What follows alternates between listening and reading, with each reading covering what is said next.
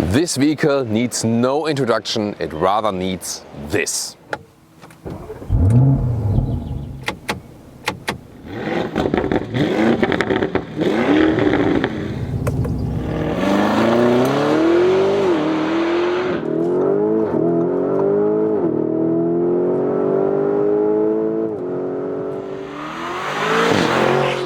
A German Autobahn special with the Lamborghini Urus, one of the most expensive and most dramatic performance SUVs. Today in the special Pearl Capsule version, a new fitting exterior, interior special edition today as Verde, so the green one, exterior and interior. This will be very special and neat. With Thomason Autogefühl, and here in the front we see that super dramatic look here already next to the sensor in the front, dramatic openings here for the cooling, and what a dramatic look overall in the front. Yeah, and people are really looking to that vehicle when I drive it around here. Yeah, not only because of the color. The length at 5 meters 11 or 201 inches, and it shares the platform with the Audi RS-Q8, or of course also with the Porsche Cayenne. The Turbo GT would be the corresponding model, and it's also full of tech. Rear axle steering here, especially more agility at low speeds, electromechanical anti-tilt control. Air suspension is standard as well, stiffer than in the sports modes. And design-wise, a lot of angular design clues here, as we know from Lamborghini, contrasting mirror caps. 23-inch wheels here today with this green ring here around, also super fitting, and green brake calipers for these carbon ceramic brakes, and with all the options and so on. You can easily spend €250,000 or dollars on this vehicle here. So one of the most expensive and most exclusive SUVs out there. Falling roofline, coupe shape, extremely dramatic, but I mean, yeah, the color is screaming out, but all the small design clues, I would really say it does fit to that vehicle, doesn't it? What a screaming out rear. Look at that. Tail lamps horizontally drawn, really beautiful and slim, big Lamborghini logo. Torque vectoring, by the way, at the rear axle, and in the lower part, dramatic contrast with real exhaust by Akrapowicz. Look at those. And the turning indicators here in the rear look like this. And also quite fancy in the front, aren't they? Ooh, under that hood we have a 4-liter V8 bi-turbo with a beautiful carbon fiber cover here. Look at that. Really cool. 650 horsepower, 3.6 seconds is the acceleration figure to 62 miles or 100 kilometers an hour. All-wheel drive, rear-wheel biased. What do you think? Car key looks like this. Yeah, definitely a beautiful job. Then the doors, they do offer soft close like this. They are also, magic, frameless. And let's see, nevertheless, for frameless doors, how the door closing sound is. Really cool. So one of the very rare cases with a nice and low frequency door closing sound, although it's frameless. In these Pearl Capsule models here, a lot of Alcantara use, already the inside of the doors, Bang & Olufsen sound system. And then we do see a lot of Audi, for example here at the steering wheel. We know these controls, and these are real buttons. Glad to have them indeed, and not so many #capacitive BS. Digital instruments, this is a base view, soon more to that. Carbon fiber use here also at the interior. And then we have beautiful seats, look at that, and also special Alcantara seats here with stitching, green Lamborghini stitching. Euros right there, and then this honeycomb look there with the stitching, and so this all the way Alcantara on the inside, cozy and racy at the same time, and they even can be cooled. This is the best combination, cooled Alcantara seats. The summer and the racing may come. The bolstering is quite firm, however still comfortable. You can also do long motorway runs with this vehicle, and the Alcantara also makes it very cozy and comfortable. And once again, since you have this cooling combination right here, it's actually a great thing. Steering wheel, electric control, and with 1.89 m or 6'2", still have some headroom left here. This one is also equipped with that panoramic roof, which also has this shade, and then a great opening. Interior overview. Welcome to this airplane or even spaceship. So many elements of that soon to come. Wow, this is really amazing. But basic layout taken over from the Audi Q8 or RS Q8, 12.3-inch digital instruments. Then here 10.1-inch first touchscreen, second touchscreen 8.6-inch. Zoom more detail to that. A lot of carbon fiber use. Yeah, beautiful Lamborghini logo. It is somewhat easy to control, especially here with the rear buttons and the steering wheel. Great shifting pedals. Just this lower area, this thing here, this is really unique, but also somewhat complicated. Why? Let's take a look. It does look quite cool, definitely, especially a start-stop button here. Really like in an airplane. And then you start the engine here. And by the way, it even has this, look at that. Basically close it itself again, almost really cool. Here for parking, here the manual shifting mode that stays in the gear, and reverse is this reverse gear. But then it's not like you can push forward or something for the first gear. You have to do it always on the steering wheel. So when you're easing the car around in the car in the parking lot or something, you're always switching between this then and the shifting pedals. Left and right is for driving modes basically. On the left side you have the preset driving modes, and here also like how it sounds. Look.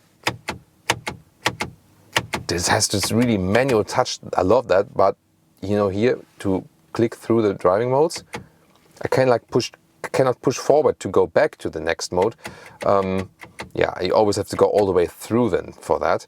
And on the right side, it's more like you can individualize stuff when you just want to change the steering characteristics or the suspension characteristics and so on. You see that then on the digital instruments. But yeah, impressive gauge here definitely, but especially like with reverse and drive mode selection, a little bit complicated. Really nice digital instruments. You can also change the views, what you want to have in which place and so on. And then also depending on the driving mode, it does switch. For example, here in the sport mode or in the Corsa mode, that always changes how it looks. And there are also these off-road modes available. Then you have also off-road gauges on the left side. And of course, always nice to have this head-up display. The dual screen setup, it is a little bit less practical than in the Audi, first of all, because sometimes you have messages appearing here in the lower part, and then you really have to be like very close with your finger here. And here also, this is not the best frame for that actually. Other than that, the menu itself is quite good in the overview. These are all the vehicle features here, for example. You can have some live information here also that looks quite cool. Here the launch color for that. And here you can easily access the Apple CarPlay, for example. And the Spike & Olufsen sound system is really very nice. Gives a great sound. I can just recommend that indeed. And let's take a look at the car internal GPS, which can be accessed right here. And it's also usable and responsive enough indeed. This lower area here, adaptive cup holders. See the parking brake and nice Alcantara cover also here for that armrest. And there's where you put your smartphone in. 2 USB-A chargers it is, by the way, as the connection. Same nice materials apply to the inside of the rear doors. And then we have this single seat setup. Look at that. Here, also with Alcantara for the rear seats, nice styling. 1 and 2, wow, that looks great. And then this middle console is splitting it. You have some cup holders there and some more storage space. You have the electric controls. The only downside of that is that you can only push these seats a little bit forward, but you cannot completely fold them. That would be then the task of the ski hatch. Here we go. So that would be then the ski hatch to the trunk. Sitting in the rear, really exclusive and also comfortable. Enough legroom here left and headroom. It does fall down the roofline, but for me it still fits, and that means it will mostly work with almost everyone. So yeah, that's really cool. And here the electric controls, you can push this seat a little bit forward if you want a more leaning back position, or you can make it a little bit more upright and so on. So yeah, very luxurious position, and still you still get this racing feeling here, also in the rear. Yes, it's a well-usable Lambo here with a lot of storage space, 1 meter or 40 inches in length and both in width. You can even get this protective rubber mat here if you want to do some dirtier things in that vehicle. And a beautiful Alcantara covering here also for that trunk. Welcome to Thomas's Performance Driving Lounge. We'll put this thing here, the Lamborghini Urus, in the Corsa mode. See. Whoa, this is going nuts, I can tell you. And we have 3 German Autobahn motorway, and we start at 40 kilometers an hour. and let's see how that thing goes. Let's go.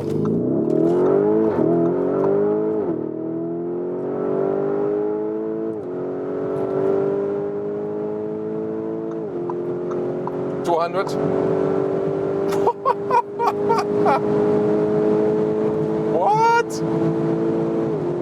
250? Oh my goodness. 270 kilometers an hour. Okay, that's enough for now. Woo! Oh my goodness. Top speed would be 305 kilometers an hour or 190 miles an hour. We almost reached that.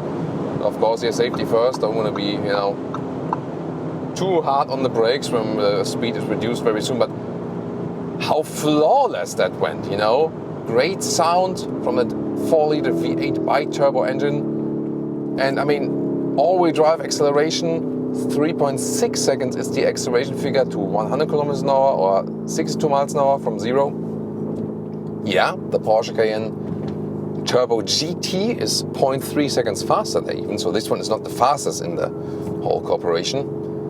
Wow, but really smooth, great acceleration, and although this large SUV, it was super silent at high speeds and so much in control everything. Here in these sport mode or Corsa mode, always the low gears are being kept, late shifting up, more pronounced exhaust sound. Let's lower that window. And then let's shift down.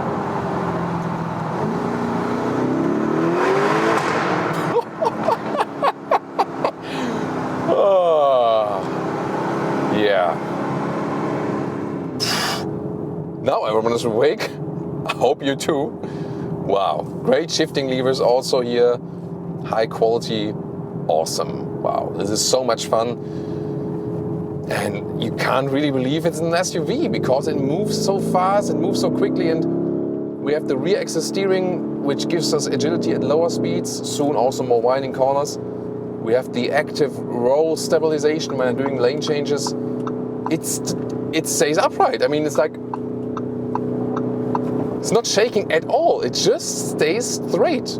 Perfect, straight and upright. This is extremely impressive. Air suspension in the sports mode, it's tuned on a stiffer note, of course. Yeah, and softer note then, and a little bit higher. And although you are in the sports mode, it gives you great comfort, and that's the reason why Lamborghini, the brand, is the Urus now. That's it. They're hardly selling any sports cars anymore. This is the thing. This is the brand now. So just in numbers, the Urus leads all the other sports cars by so far because, I mean, let's be realistic. A true Lamborghini sports car is uncomfortable. Period. It's just the thing, It's there for racing basically, or maybe like for in a city show off or something. But this one here is a Lamborghini you can use basically for everything. You can go on holiday with it. You can drive comfortable on the motorway. At the same time, you can still drive it in that extreme sporty way we've just shown to you. And soon again, more winding corners where we see more about the agility feature of this one. But wow, really impressive. Big question, of course. Yeah, what about the Porsche Cayenne Turbo GT? What about the BMW X5 or X6M? Mercedes GLE 63? And of course the direct brother, the Audi RSQ8. Where is this one situated basically? Of course, the exterior is so expressive and so extreme. The interior as well, so individualized, and these capsule special editions here in the green. Wow, I mean, maybe green is not my favorite color, but the matching of exterior and interior is so well done. And as we've been riding along here, so many times people were like standing next to us, like using the horn, like, hey, wow, amazing, like great car. For some, it's also too much from the exterior design, so it really depends. The RSQ8 you would rather pick if you want a more subtle look, definitely on the exterior. Driving-wise, they do come very, very close. So, is the Lambo a spiced up, a tuned, or a more individualized RSQ8 driving-wise? Yes, it is. Definitely. No doubt about that. And that's not a bad thing, because the RSQ8 is one of the best performance SUVs out there. And the same accounts here for this one, only that the price, of course, is way, way higher. When we drive in a performance-oriented way, of course, the consumption is like really, really high. When you use cruise control motorway, you can rather do some 12 or 13 liters on 100 kilometers. So I mean, in the 20 mpg, 19 mpg US regions, maybe like 23 mpg UK something. But that's just really when you have it steady and not like this.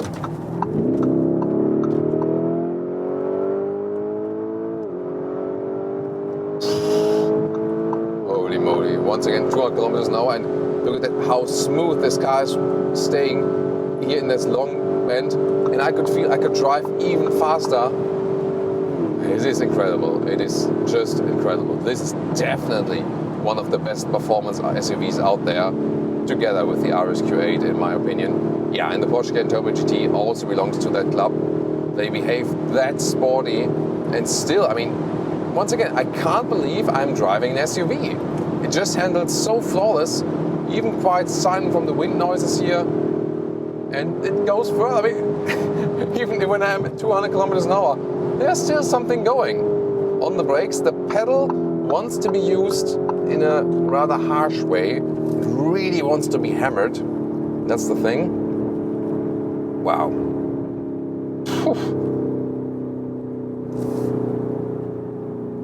Yeah, I think the same as you do. It's like, wow.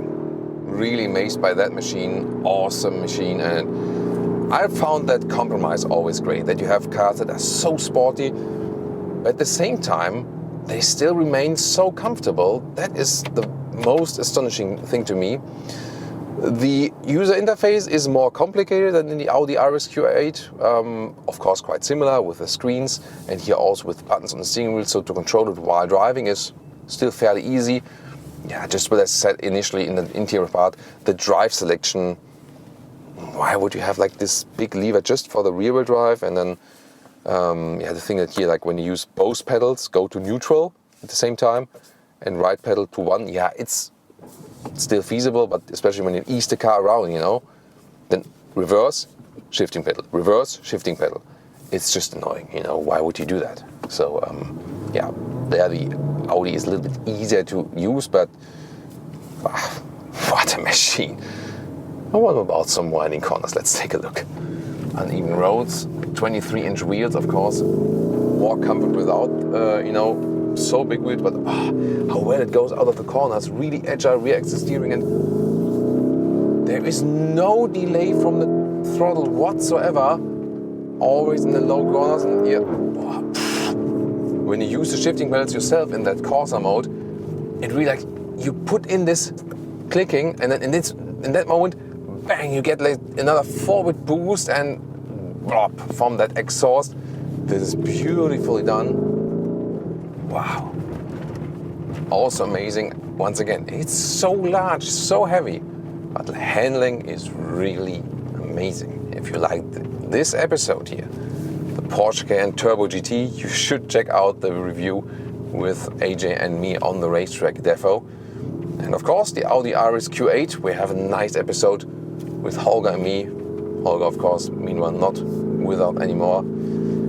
Yeah, I hope he's in a better place. But there was a great review with us two on Tenerife. So see you in these videos.